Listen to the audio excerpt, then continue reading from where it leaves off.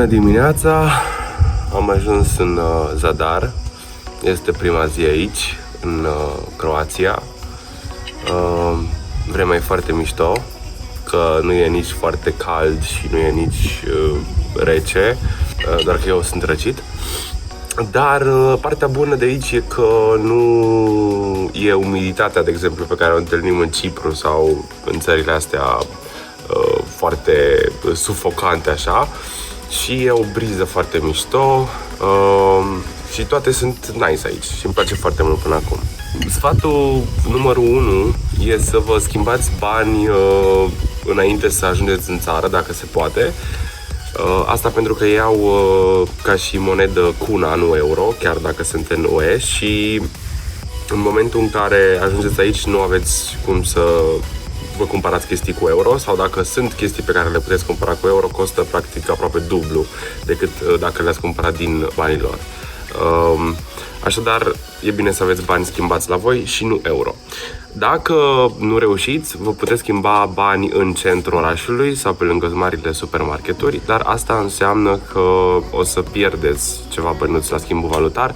De exemplu, noi am schimbat în prima fază 90 de euro, care ar fi trebuit să fie undeva la 700 de kuna, 600 și ceva, și am primit 500. După cum ați văzut și în primul episod cu Cipru, am făcut exact același lucru, am luat un autobuz de la aeroport. Biletul de avion a costat până aici în jur de 200 de lei pe persoană, ceva de genul ăsta. O să revin cu prețurile exacte. Iar cazarea a fost în jur de 700 de lei, mai exact 689 de lei pentru 2 persoane, 5 zile într-o vilă. Aici găsiți foarte multe apartamente / vile de închiriat pentru o săptămână, de exemplu, sau și câteva zile, iar prețurile sunt decente. Și ne-am dus, bineînțeles, la supermarket și ne-am făcut cumpărături. Ne-am făcut cumpărături de 300 de kuna. Cam așa arată cazarea noastră. E practic un apartament care are o baie micuță, dar decentă. Are și mașină de spălat și tot ce ai nevoie ca să supraviețuiești aici o săptămână. Aici ai un pseudo-hall cu intrarea. Asta e bucătăria, unde ai tot ce trebuie, și asta e terasa, care îmi place foarte mult. Avem lime aici și e foarte drăguță. Acolo se vede marea. Și aici mai este o cameră unde e practic dormitorul, care și asta e destul de decentă. Asta îmi dă vibe de România, această perdea și această grădină unde au roșii și castraveți. E nice. Iar acum partea cu bonul și cu prețurile de aici. Un bax de apă, de exemplu, costă 33 de kuna. Pentru că apa aici e destul de scumpă și o apă costă 6 kuna. Și sticla de apă are maxim 1,5 litru. Nu există sticla mai mare decât la 5 litri sau 7 litri. O pâine e 9 kuna. Am luat legume și legumele, de exemplu, 1 kg de banane e 10 kuna, 1 kg de nectarine e 8 kuna și 5 pere pe care le-am luat 5 kuna și 11 cenți. Deci, practic, prețurile sunt puțin măricele prin comparație cu Cipru, de exemplu, unde ne-am luat aproape dublu cantitatea de mâncare și am ieșit tot pe la, mai știu, 50 de euro. Și acum e timpul să mergem la plajă. Finally! Ăsta este drumul nostru spre plajă. Practic trebuie să coborâm toată strada asta și de la cazare până la plajă sunt aproximativ 20 de minute, ceea ce nu ne deranjează, având în vedere că ne călătorim extrem de low cost, fără mașină personală și închiriată de chestii. Cred că doar în Barcelona am închiriat o singură dată biciclete cu 5 euro pe zi, ceea ce mi s-a părut un super deal.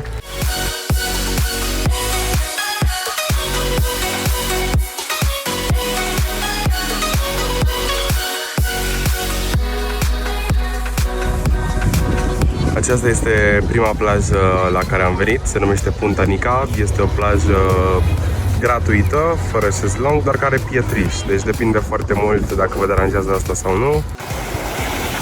Apa e foarte bună aici, arată foarte ok, cu toate că stăm pe pietre.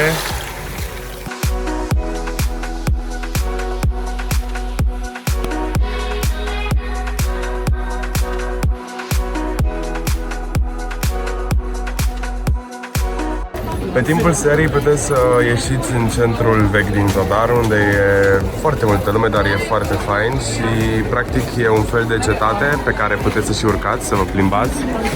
Iar cam așa arată centrul. Sunt străzi cu restaurante, cu locuri unde puteți să ascultați muzică, să beți o bere. E un loc foarte fain. Și cam asta e priveliștea de sus. De aici puteți vedea tot orașul nou și pasajul ăsta absolut superb care vă duce în partea nouă a orașului Zadar.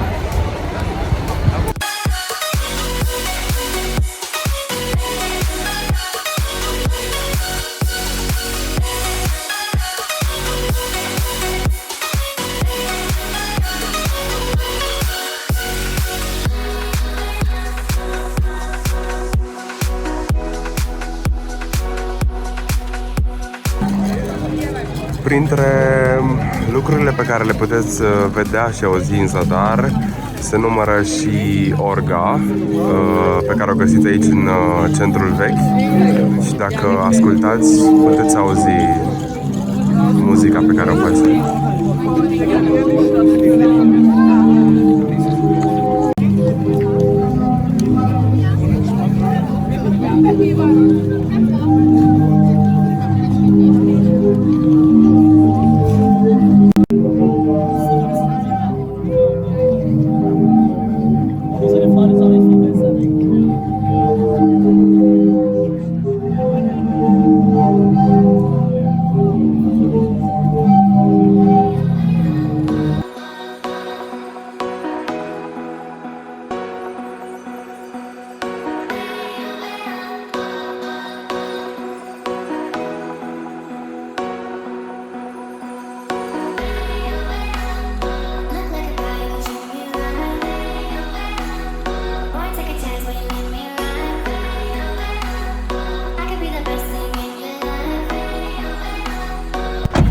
Am ajuns în Nin, la niște plaje absolut superbe.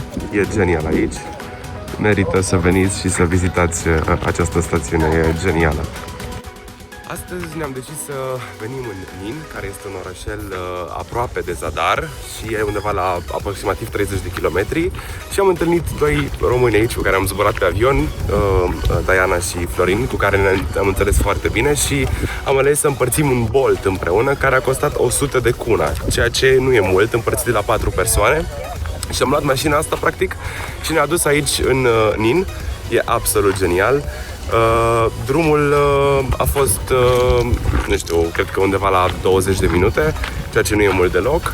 Și practic înapoi o să mergem în Zadar tot cu Boltul, care va costa probabil tot 100 de kuna, ceea ce nu e mult absolut deloc pentru 4 persoane. Și vă spun că se merită maxim locul ăsta, să veniți aici, e absolut genial. Uitați cum arată, sunt efectiv niște dune, ai mare, ai un lac, ai lac sărat, e genial. Trebuie să încercați să veniți dacă puteți și aveți cum până în Nin. În principiu cel mai ușor e cu Bolt, pentru că au aplicațiile astea și aici, gen Bolt și Uber, dar sunt și autobuze. Nu știu prea multe despre asta, dar puteți să căutați pe internet. Sau cu bicicleta, pentru că pe marginea drumului sunt piste de biciclete cu care puteți ajunge până aici. Dar e absolut genial.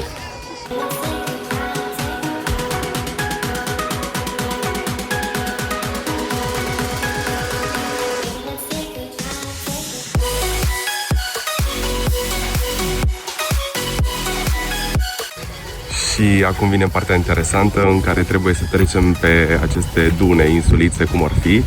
Și efectiv trebuie să treci prin apă ca să ajungi pe ele, mi se pare genial de fain. Și o să ne punem practic undeva în mijlocul apei, pe acolo. E genial de frumos.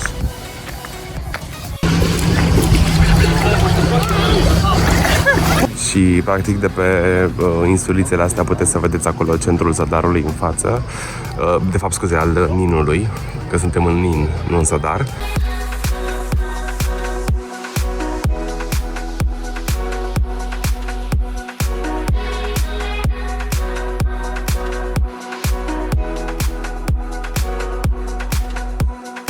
După o zi la plajă mergem mai departe și mergem în centrul vechi să vedem exact ce găsim pe acolo și să bem o bere rece.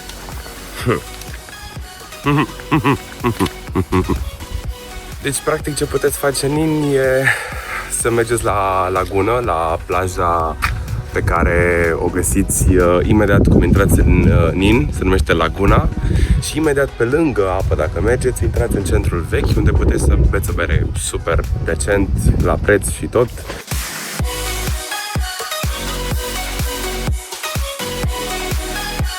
Acum ajungem la intrarea din Nin, care se face printr-un singur pod.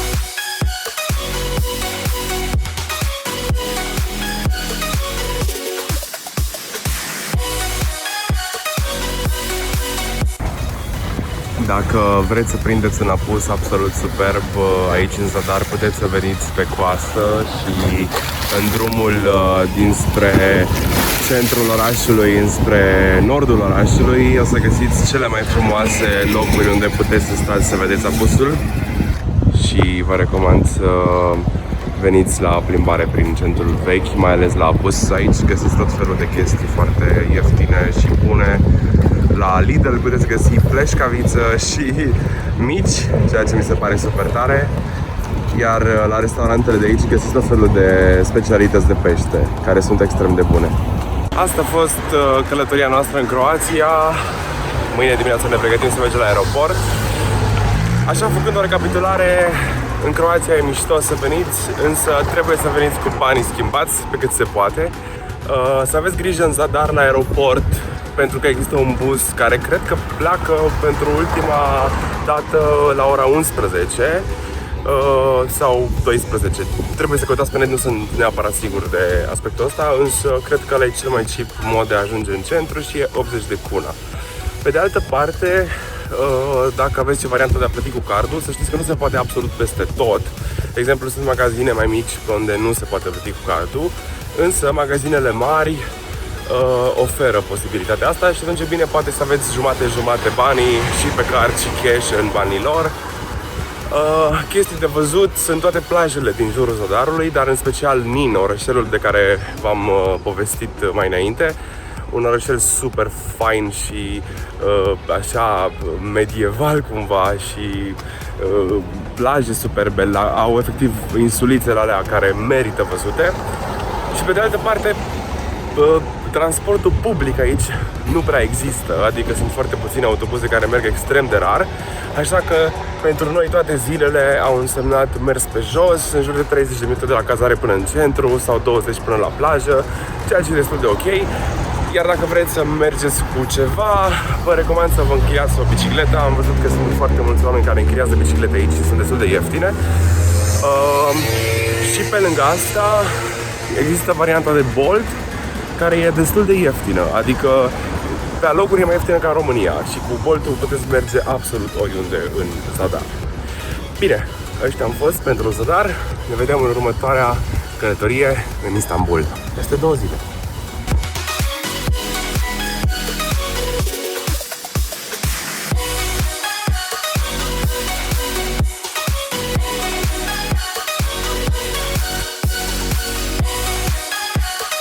Un mic update plin de nervi acum la finalul zilei, înainte să plecăm. Avem avion într-o oră și am vrut să beau o cafea aici. Nu se poate plăti cu cardul nicăieri în aeroport. Poți doar să plătești only cash and only kuna, după cum au spus ei, ceea ce mi se pare extrem de enervant și extrem de prost și non-profi. Sunt super nervos, frate, nu se poate în 2021 să accepti doar moneda ta și numai cash. Mi se pare absolut stupid. Mă rog, revenind, să veniți pregătiți cu bani de lor, pentru că altfel o să măriți de foame în aeroport. Atât.